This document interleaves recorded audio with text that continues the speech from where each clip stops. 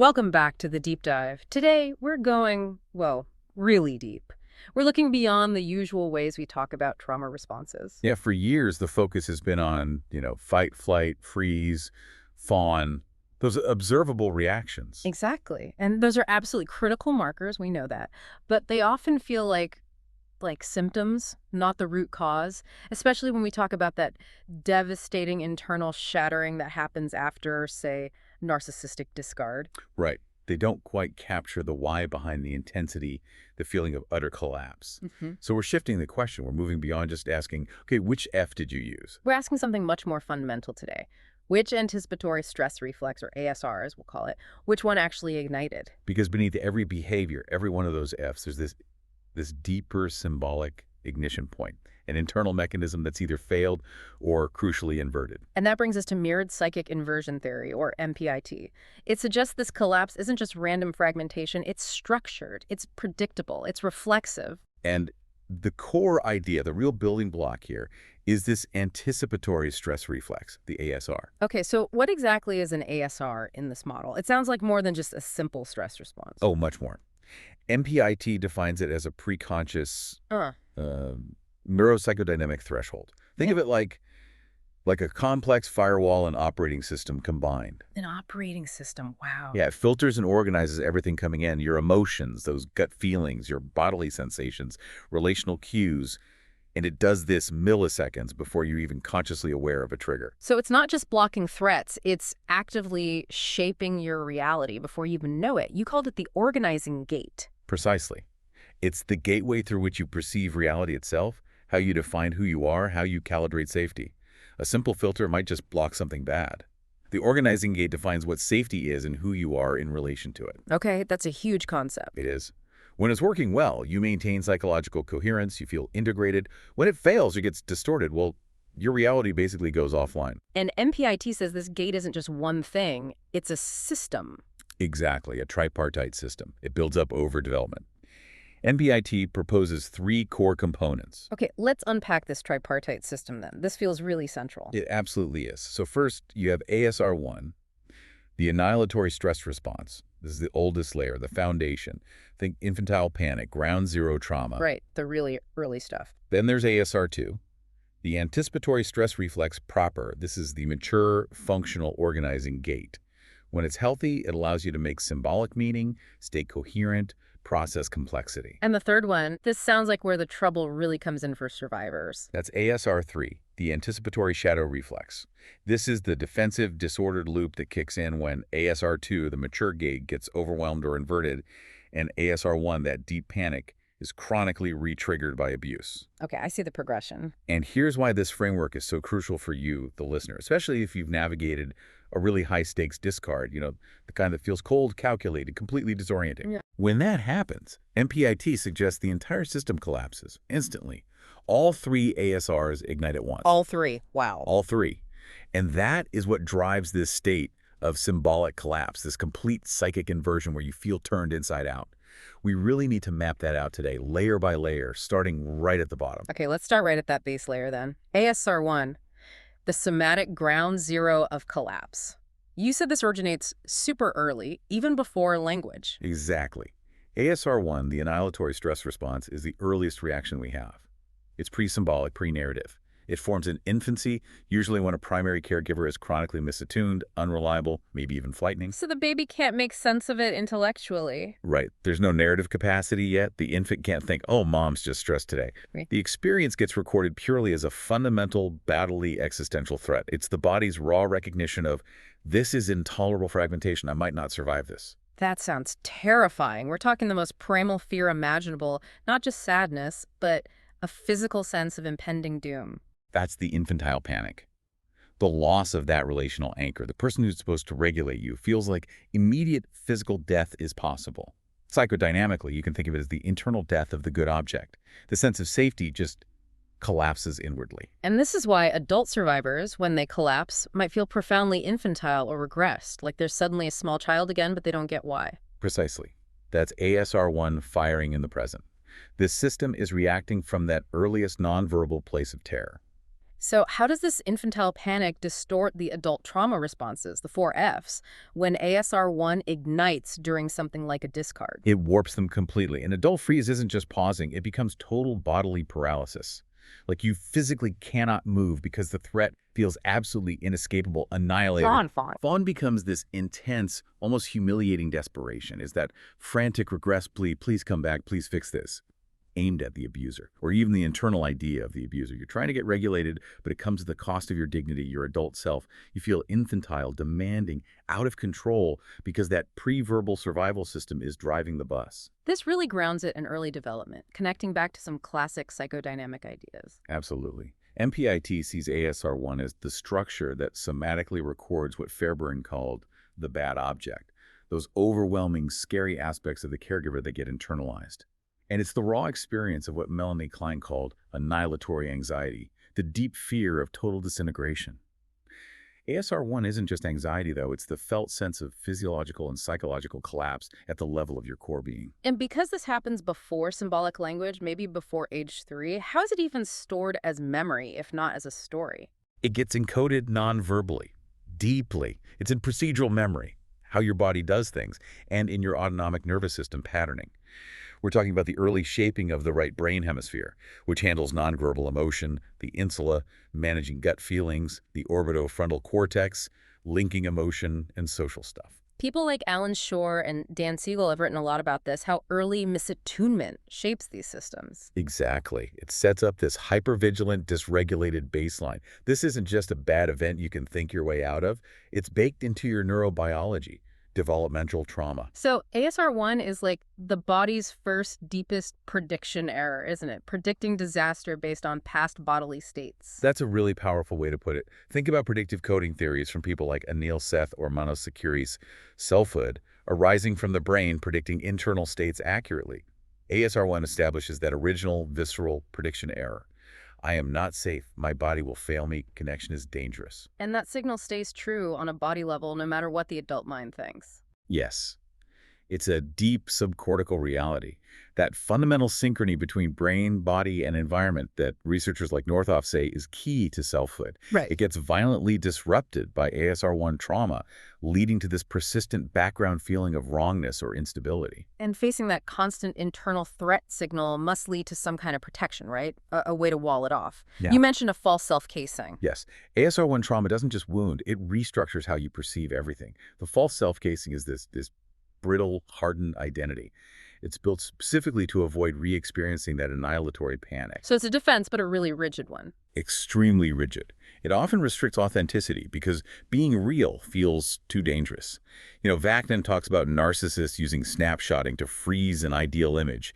MPIT suggests the survivor constructs this casing as an ASR1-driven survival script.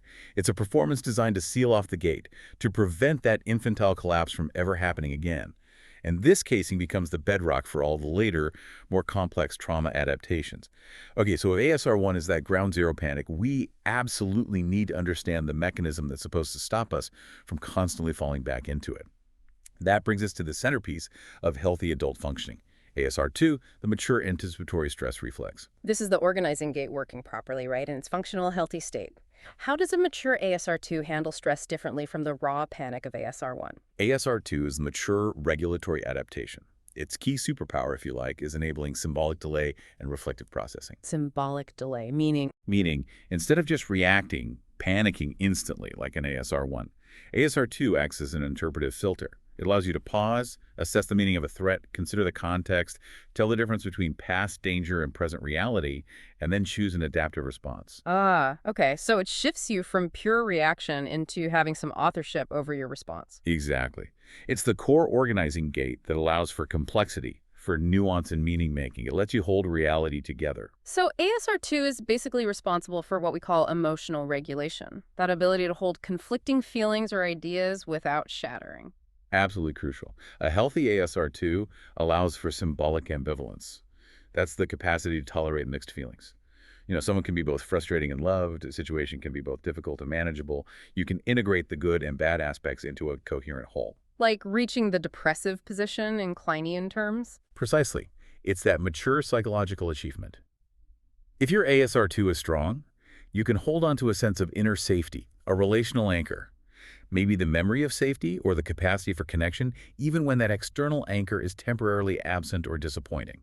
It lets you relate to Winnicott's idea of the good enough object or person.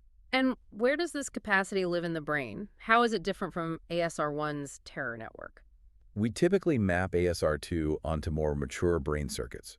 Think the development and connection of prefrontal limbic networks, especially the medial prefrontal cortex, MPFC, the anterior cingulate cortex, ACC, the ventromedial prefrontal cortex, VMPFC. The executive control centers. Exactly. These are the hubs for executive function, impulse control, emotional regulation, and importantly, interoceptive accuracy, accurately reading your own body signals.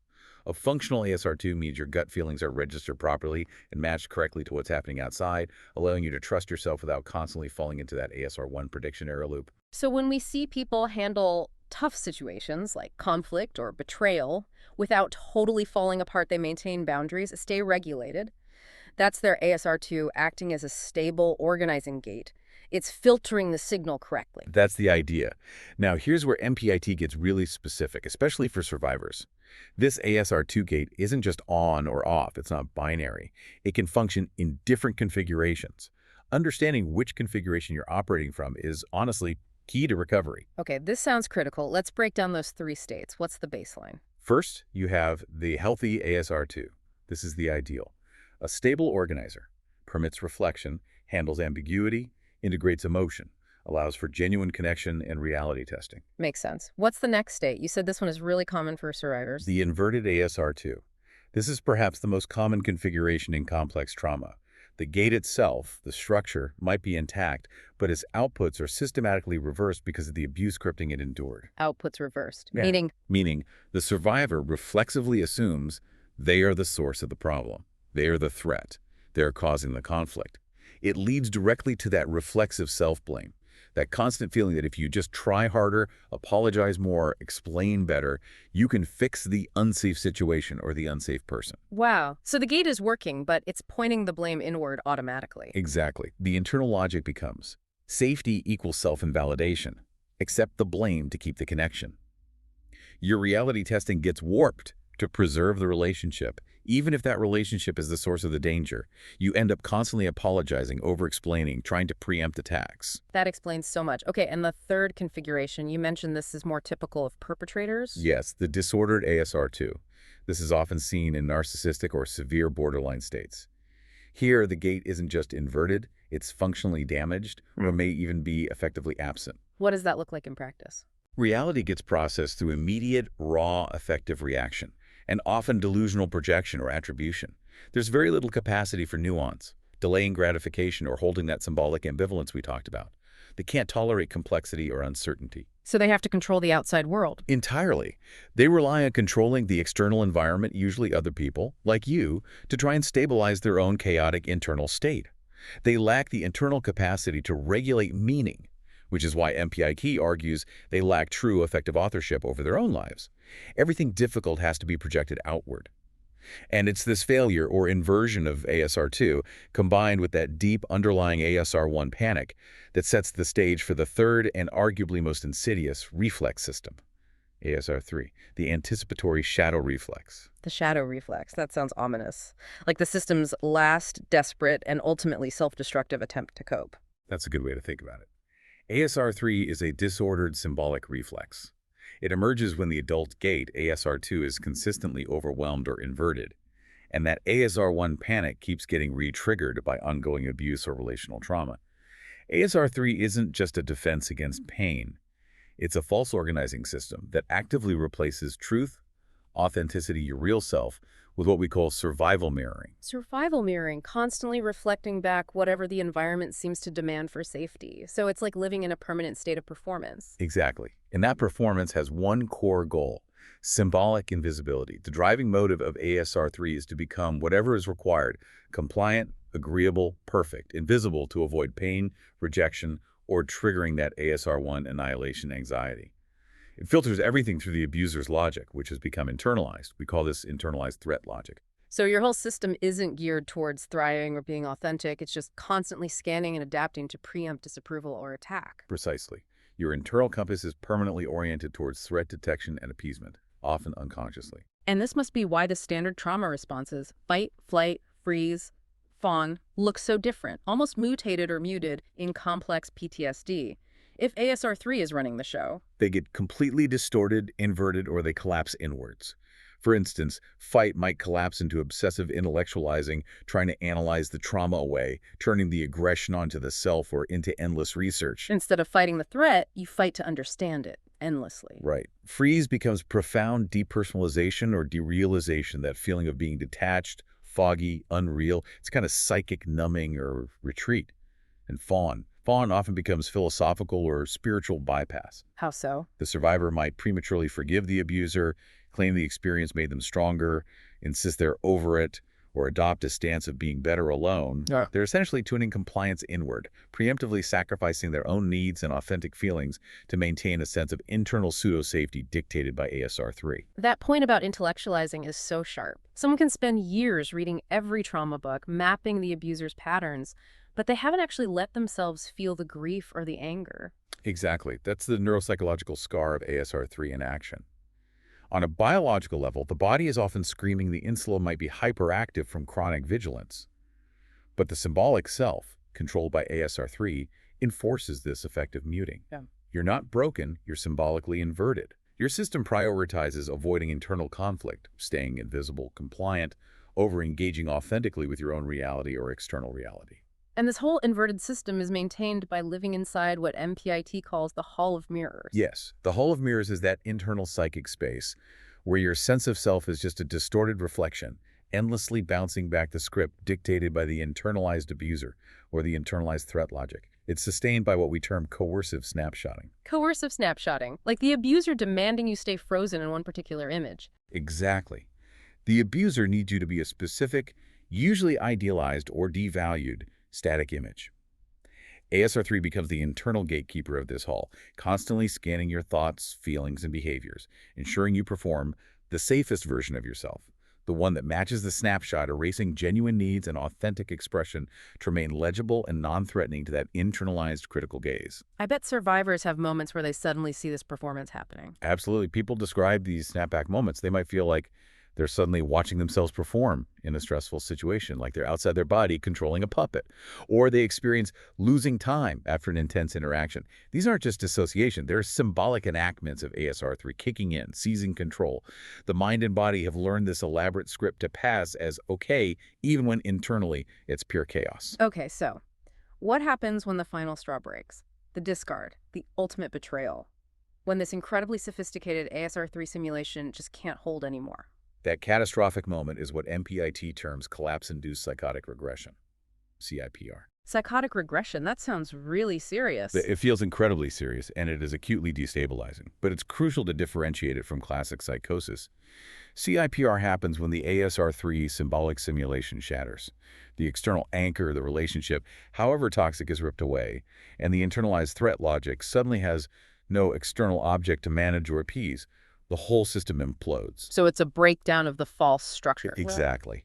MPIT defines CIPR as a temporary but incredibly acute breakdown of ego functions, reality testing, and your narrative sense of self. It's driven by symbolic overload. What are the symptoms? What does CIPR feel like? Survivors report profound derealization, feeling like the world isn't real. Deep depersonalization, feeling detached from oneself, like you're not real. Intense panic attacks, often accompanied by what we call symbolic hallucination. Not seeing things that aren't there. Not usually visual hallucinations, no.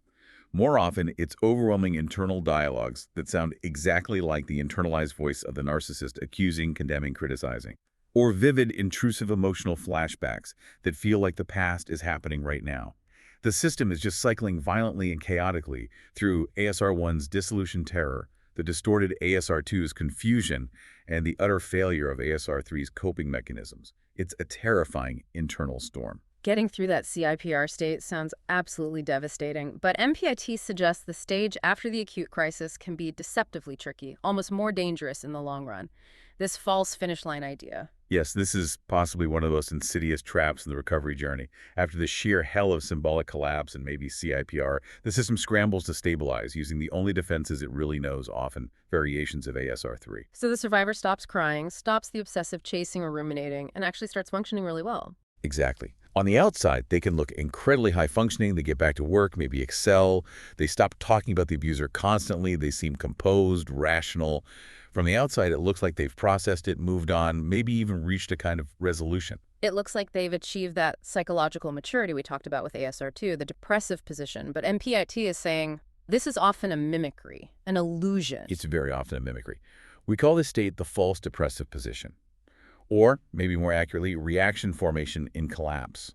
Remember, the true depressive position in Kleinian terms involves the painful, messy, deeply feeling work of integrating love and hate, good and bad, grieving the losses. And the false depressive position is? It's a defensive performance. It's like an elegant freeze.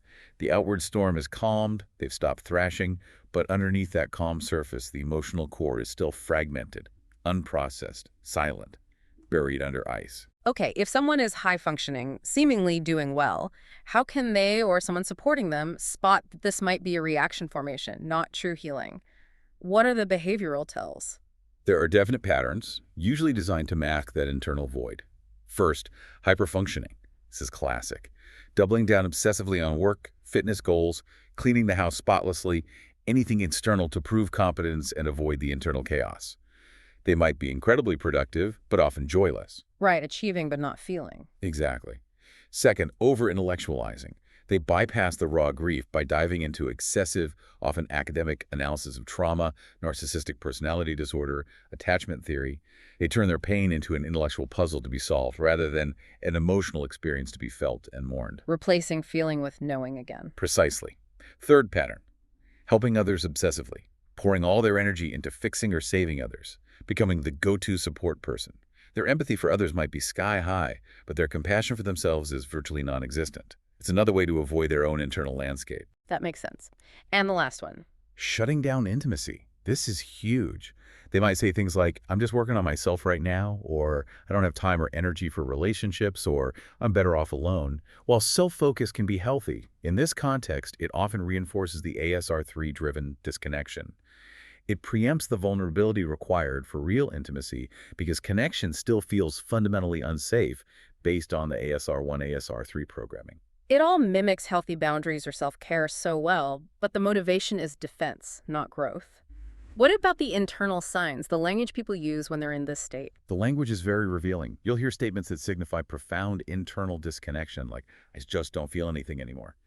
Numbness presented as peace, or premature closure statements, I've forgiven them. Often this is a spiritual or intellectual bypass, closing the loop on the pain before the mourning is actually complete. So forgiveness becomes a way to stop feeling the hurt. It can be, yeah. Yeah. Or defensive declarations like, I'm better alone, which sounds empowered, but can actually be the fawn response turned inward, preemptively rejecting connection to avoid potential pain, driven by that internalized threat logic. And maybe the most common and heartbreaking, I'm healed. Declaring victory before the deep work of grieving, integrating the fragmentation, has truly begun. Wow. So the outcome of this defensive mimicry, this false depressive position, it sounds like it leads to a really profound internal emptiness. It absolutely does. It results in what we call symbolic anhedonia. This isn't just sadness, it's a deep joylessness, a disconnection from meaning, purpose, vitality, the narrative flow of life. Because that symbolic void left by the collapse wasn't filled with authentic self-narrative and integrated feeling, it was plastered over with a defensive structure. So the ASR2 organizing gate is still stuck. It remains trapped in that inverted or deactivated state. The person seems coherent on the outside, maybe even successful, but only within the confines of that false, protective performance. They've achieved stability, yes, but often at the immense cost of their authentic self, their connection to joy and meaning. So if that false depressive position is the final, most sophisticated performance of the false self, designed to keep the unbearable feelings buried, then the path to genuine lasting recovery involves moving towards the true depressive position. Mourning without performance. Okay, that sounds difficult, almost counterintuitive. The whole system has been working overtime to create stability and coherence, even if it's false. And now you're saying the way forward is to stop fighting the fragmentation, to let it fall apart. That's the essential difficult paradox, isn't it? Yeah. True healing, sustainable healing, really begins when we stop trying to prematurely complete the story. Stop trying to fix or patch the broken pieces together too quickly. We have to somehow allow the fragmentation to be seen, to be felt. So less explaining, less performing strength, less fixing. Yes. Less trying to ascend out of the pain spiritually or intellectually. Instead, we descend. We have to be willing to witness the reality of the collapse, witness the ASR's firing, the panic, the inversion, the shadow reflex, without immediately judging them or trying to make them go away. That sounds incredibly vulnerable, like letting go of the only thing that felt safe, even if it was a cage. It is incredibly vulnerable. It feels like the opposite of progress initially. But this willingness to sit with the mess without performance is not weakness. In MPIT, we see it as the necessary threshold, the final gate you have to pass through to dislodge the dominance of ASR3 and begin reclaiming the true function of the organizing gate, ASR2. So the main goal of real recovery is reconstructing that ASR2, getting it back online correctly, returning to that core sense of symbolic meaning-making where your inner truth and your sense of safety actually align. That's the central project. And it has to be holistic. You can't just think your way there. Right, because the trauma is lodged everywhere. Exactly. It has to happen at the intersection of body and mind. You need to address the subcortical survival terror of ASR1, the limbic loops and emotional distortions of the inverted ASR2, the cortical narratives that got hijacked, and rebuild that fundamental interoceptive trust, learning to trust your gut feelings again. We're essentially rebuilding the mind's capacity to hold difficult truths, complex feelings, past trauma, and present reality all in one coherent, integrated space. MPIT outlines a kind of sequence for this recovery, right? Though you mentioned it's often not linear, more like a spiral. Yes, it's rarely a straight line, more like revisiting stages at deeper levels. But generally, we see a progression. It starts with the collapse itself. ASR3 fails, CIPR might be active. The absolute first priority there is safety, containment, basic physiological stabilization, sleep, grounding, reducing overwhelm. Getting through the immediate crisis. Then comes the symbolic vacuum. This is that terrifying phase of feeling lost. No narrative, no stable sense of self. The focus here needs to be on non-performative holding, just allowing the person to be in that fragmented state without demanding they make sense or get better quickly. Consistent, gentle, external mirroring from safe others is key. Just being seen without judgment. Okay, once some baseline safety returns, how does the more cognitive or symbolic work start? That's when we move into emergent symbol detection. The survivor starts, maybe tentatively at first, to notice the patterns, the interjects, the mirroring dynamics, the specific logic of ASR3 playing out in their thoughts and feelings. The therapeutic work shifts towards language building, giving names to these internal structures, maybe using diagrams, starting to intellectually separate the trauma architecture from their core self. Naming the beast, basically. Naming the beast, exactly. And from there, hopefully, into organizing gate recovery, ASR2. This is where the survivor begins to actively author their own narrative again, practicing boundary discernment, figuring out what's mine, what's yours, what's the internalized voice, making small, authentic choices, reconnecting with genuine wants and needs. And MPIT highlights 3 specific internal actions or symbolic operations needed to really reintegrate and get back to that authentic self. What are the steps someone listening could begin to think about? The first crucial operation is seeing the Hall of Mirrors as constructed. This means deeply recognizing that the chronic internal critic, that relentless shame, that compulsion to perform or be perfect, these are not you. They aren't character flaws. They are installed distortions. They are the echoes of the ASR3 gatekeeper doing its maladaptive job. So challenging that voice, is this really me speaking or is this the old program? Precisely. It's about seeing the architecture as architecture, not as identity. This requires constant vigilance initially. That leads directly to the second operation, identifying the interjects and simulated voices. Getting specific about whose voice that is. Yes. You have to name the specific voices inside, often the narcissist's critical voice, maybe a dismissive parent's voice, trace its origin, and then symbolically begin to evict that control structure. Research on dissociation shows that clearly identifying these interjected parts significantly reduces their power and the dissociative looping. It's saying internally, that judgment, that fear, that's not my authentic voice. That's the internalized control pattern I learned from X. Okay. Seeing the structure, identifying the voices, what's the final operation? It sounds like it's about building something new. It is. The third operation is authoring new narrative anchors. The authentic self, the central ego, isn't something you just find fully formed. It's something you actively form through articulation. This means moving beyond just analyzing what happened to you and focusing on articulating 3 core things.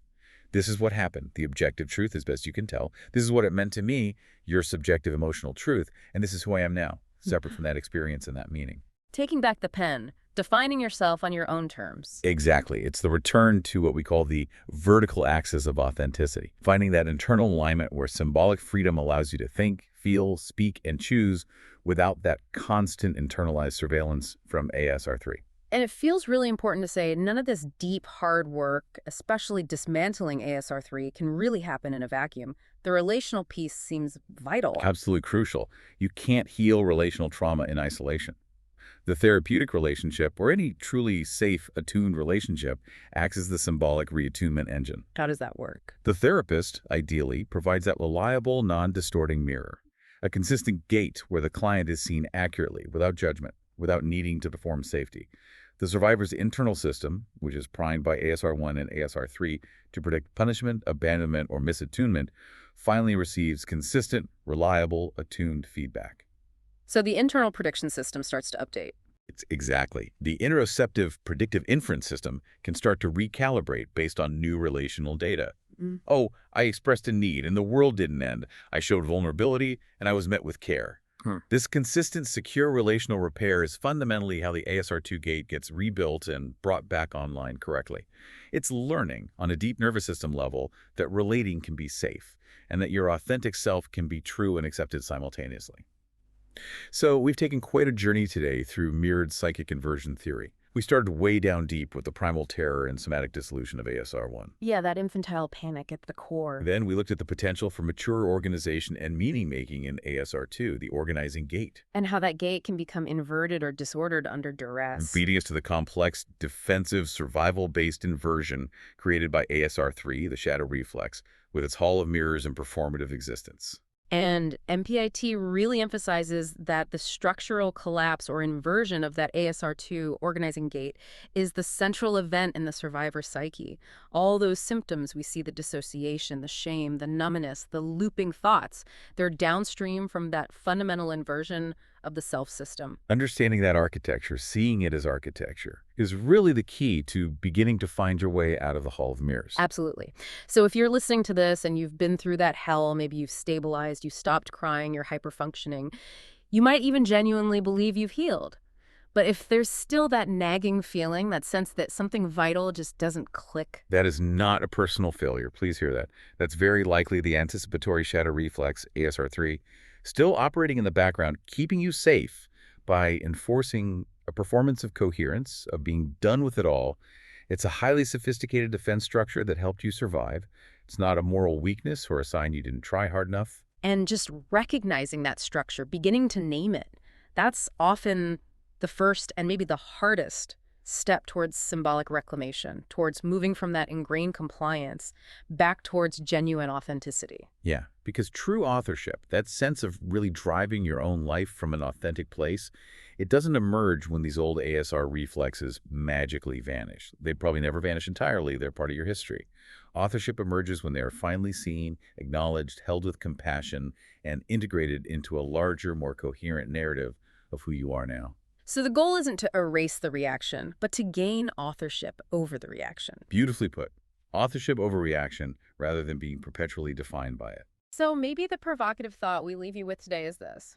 Take a moment, honestly, and consider where in your life, maybe even right now, you might still be performing for that internal gatekeeper, for that ASR3 shadow, and what deep, maybe scary, honest truth about your needs, your pain, or your desires might you need to risk articulating, even just to yourself, to finally begin moving from that symbolic inversion back towards your own authentic authorship.